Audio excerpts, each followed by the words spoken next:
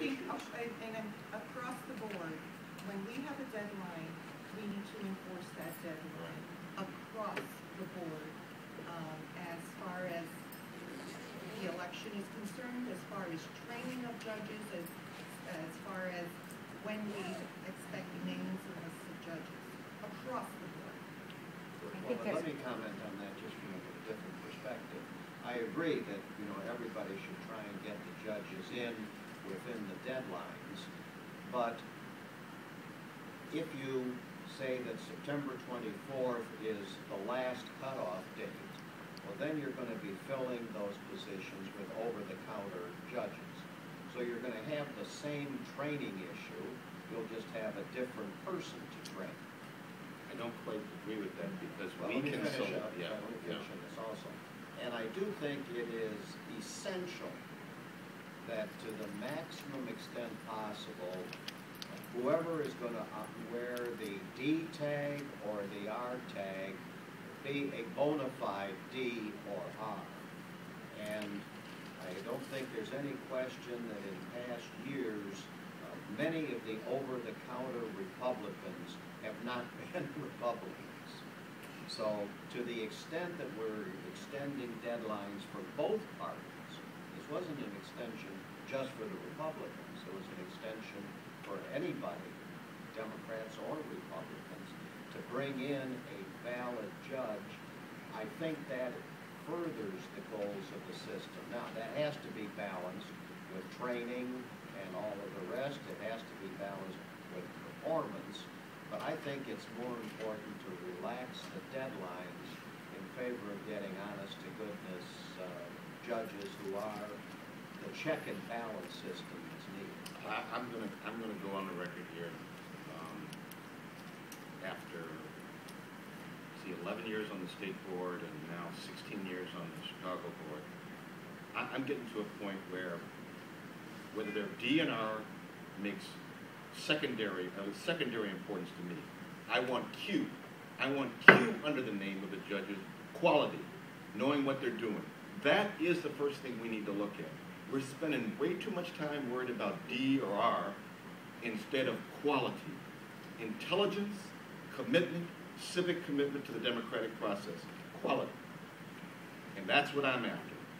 Well, I would like to respond to that directly because I would expect that as the head of this board, you understand that Illinois' security process is based on a bipartisan system. So while you may say you don't care about that DNR, our state legislature does. And it requires that there be a D and that there be an R, not just because of some, oh, let's pretend what party we are, but because they are competitors and they look at that vote and they assure that it's an honest vote. And if you want to talk about timing and deadlines and accountability, I would demand that this board become accountable from this point forward and assure that when you assign nursing home judges, you just don't pick somebody out of the air that has some kind of a D or R potential behind them, but you pick a real Democrat and a real Republican that stand there and make sure that that nursing home patient's vote is actually their will. Thank you. Thank you,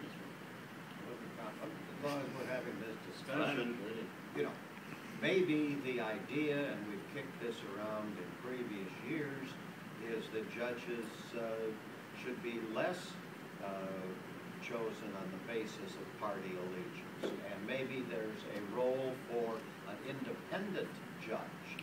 Now, how you go about that kind of selection is another issue, but that might very well be a topic for consideration.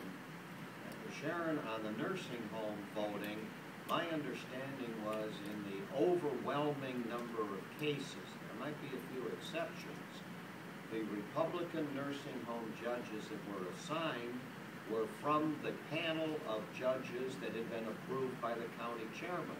So if they weren't doing their job, that's an issue you've got to discuss internally, because the people that were assigned were people who had been approved by the Republican Party. So we don't have the time, the resources, nor should we be required to have a separate review to say, was the county chairman right?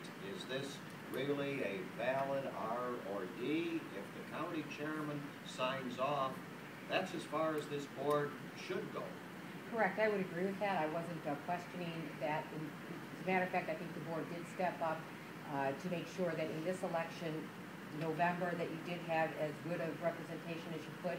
However, we haven't looked at March, and I'm pretty sure in March it wasn't as well run. So let's go forward, and I'm saying in the future, no, we do need a bipartisan security system. That's how it's set up in Illinois. If you want to do something different, then let's redesign how we secure the vote in general.